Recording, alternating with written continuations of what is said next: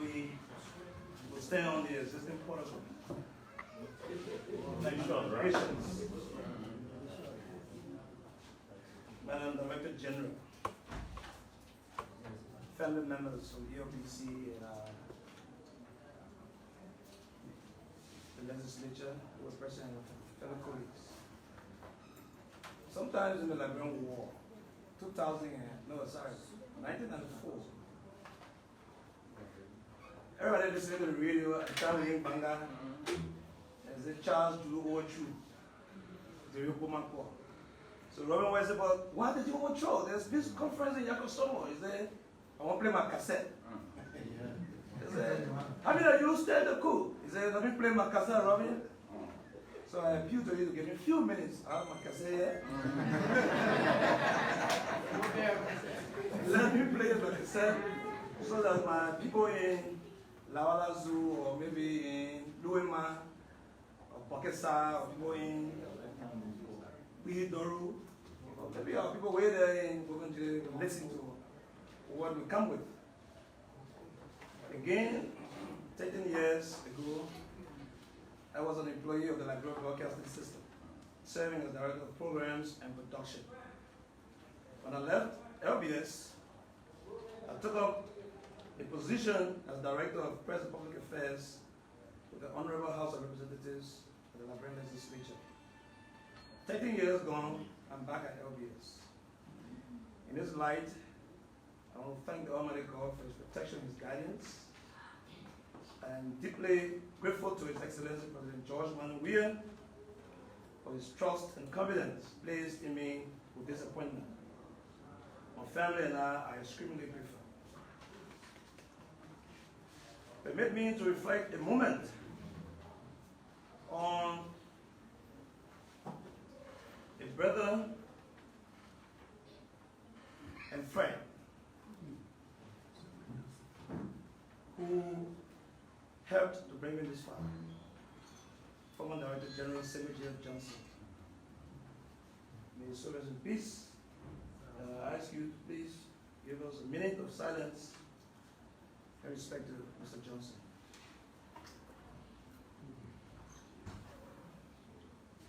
Amen. Amen. I'm also grateful to two brothers and the current and former chair of the LBS board, Mr. Lejigu Rennie and Mr. Eugene Nanglin. Further thanks to my boss, Mrs. Estella Kimon, and everyone for their incredible support to get me to this position today. To you all, I owe you a debt of gratitude, and I commit to working with you to the best of my ability. Today, I'm formally assuming the task as a member of the team, determined to be that agent of change and the conduit for information exchange between the government of Liberia and its people. I shall endeavor, I may break my cassette play and please recognize the former chair. Thank you for breaking transmission. I shall endeavor to do my utmost best in this position. I have accepted to come here not only to work and share ideas, but also to learn. Rural broadcasting, as with any other broadcasting practice, in any place can only be meaningfully achieved through a well-calibrated framework and action with a dynamic workforce using all the available material and human resources to deliver Liberia to Liberians through responsible public communication. The interactive collection, production, and distribution of information across the 15 political subdivisions of Liberia, to which the rural population is vast, is thus an indispensable responsibility that we shall aim to fulfill, collectively working together to the best of our abilities. Rural broadcasting is essential to rural transformation as envisaged by the national agenda, the pro agenda for prosperity and development. As a communication practice, rural broadcasting can socially contribute to bettering the lives of the rural people and their community in several ways.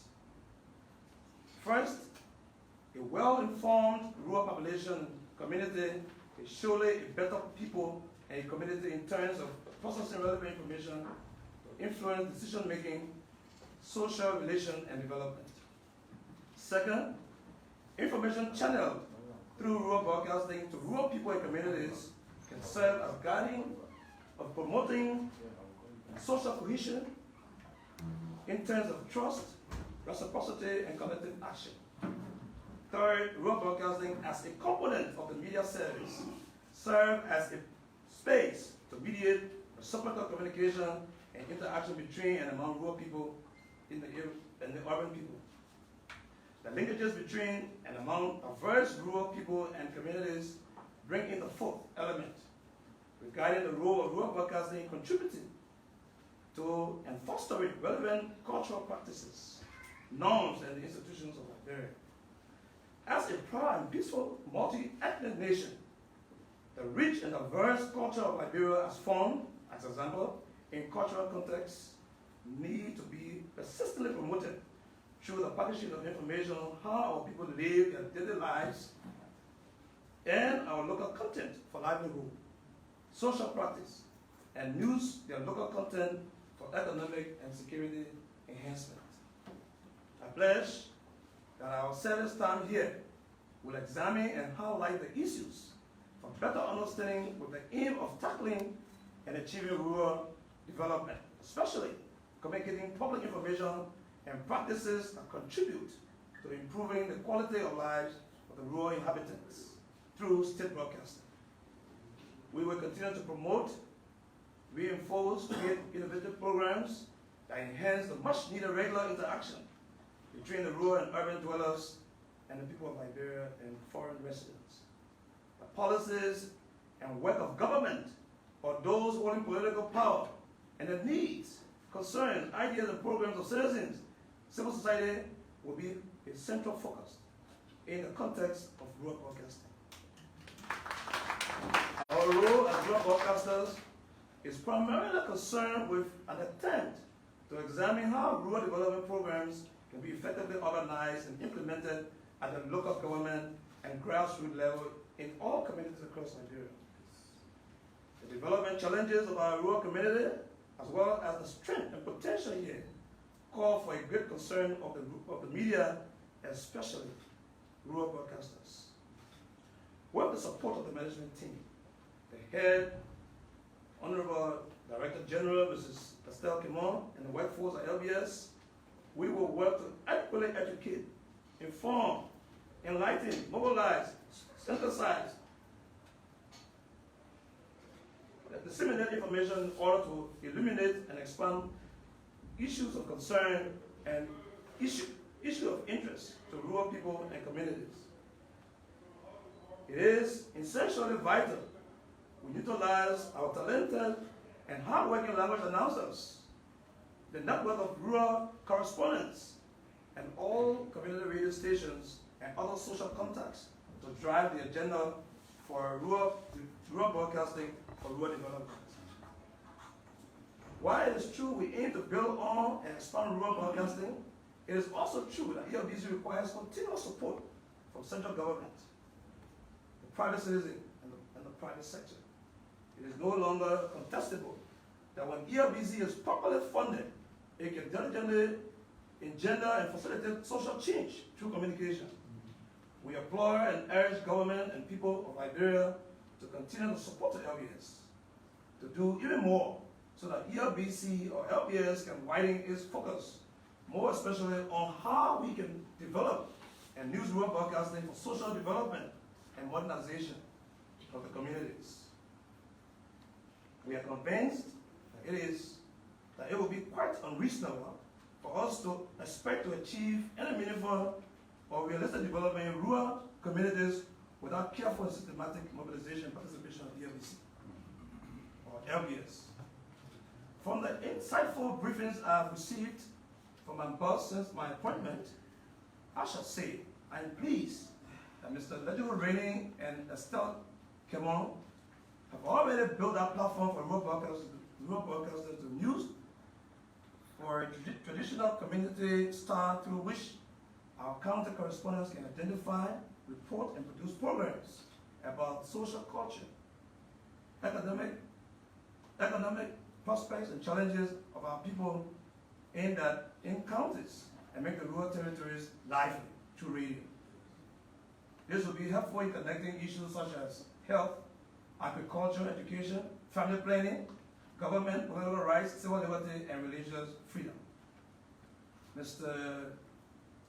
Former Chairman of the Board, Madam Director General, and fellow colleagues, before I say it, I want to summarize some points. One, we must work with our rural people to contribute together to improve and make changes for a socially, economically, environmentally acceptable life while digitalizing broadcasting and state radio.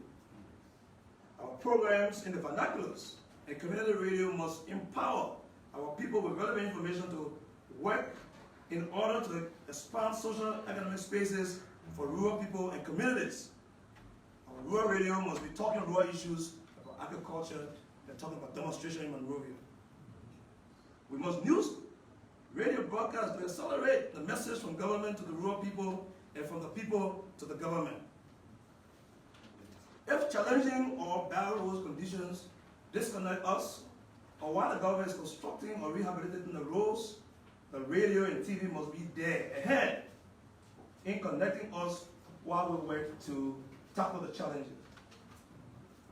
Rural broadcasters must have the right to contact with people to chat with or interview. Hope we can get national support to ensure that our rural broadcasters are capacitated with means of mobility. We could think about several other things, including rural broadcasters using information communication technology, as this is a new media. There are people out there, Liberians and non-Liberians, who are interested in knowing what's happening in the villages. They need to see video recordings, pictures, and interviews of our chiefs, our cultural heritage. We need, this 21st century, rural broadcasters should have technology to send the message from the interior to the urban city. Of course, we're hearing that some directors don't even have internet phones, which is very appalling. We must all be in contact with the internet age and world. The chairman of the board, my boss, though I'm happy to be back at LBS after 13 years, I am more happier to be appointed by His Excellency the President to serve as Director General for Rural Broadcasting at a state-owned broadcaster, because it was the rural area that our career in journalism came to the limelight. So it seems like a compelling honor to reciprocate where we experience growth in our noble profession and life.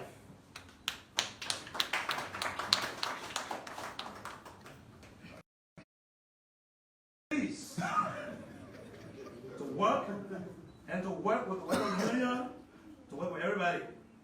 Worker Union, let us feel the ambience of friendship, mutual support continue to uplift LBS. I trust that the workers' concern and interest will be always the concern and interest of the management team, as we can work together. Arguably, no management works without a management, no management works without a worker force, and no workforce works without a management. If in any case our concerns and interests vary, we must work to find a path of convergence and unity. For much of this life, we've worked and we stand tall for the workers. Workers, please also stand tall for management. Under the leadership of our Director General. To the rural reporters, our valuable listeners, we have a lot to do. Take it or leave it, rural broadcasting is an integral part of establishment of ALBC. The expansion of our rural attendance and programs designed to educate, inform, and entertain the rural people in our vernaculars remain a challenge, and we will improve upon it. In our capacity, we will strive for expansion, and we design special rural broadcast programs for women, for farmers, for fishermen in our vernacular. I would like to register again my thanks and appreciation to everyone, especially my predecessors, who will work on your platform you laid. I want to assure the Director General that we are here with God being our helper to cooperate with you wholeheartedly. Because ELBC is for the Liberian people and they are listening to us and want us to make some improvement in our lives. Ladies and gentlemen, let me end this by quoting the 39th President, Thomas Jefferson. Our aim is to do our duty. Mankind will give us the praise and credit where we fail. Just do your duty. When you fail, at least they will commend you and you tell them to do your duty. Thank you very much.